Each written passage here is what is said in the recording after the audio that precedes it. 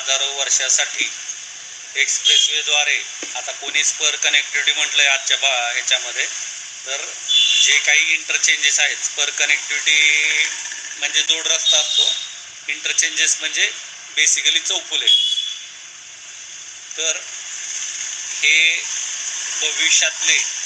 पूर्ण नागरिकीकरणाचं, व्यापारीकरणाचं, औद्योगिकरणाचं, शैक्षणिक क्षेत्राचं जे काही नागरिकीकरण आहे किंवा मानव म्हणून त्याच्या ज्या निगडीत गरजा आहेत, तर असे चौफुले आणि उंचवट्यावरचे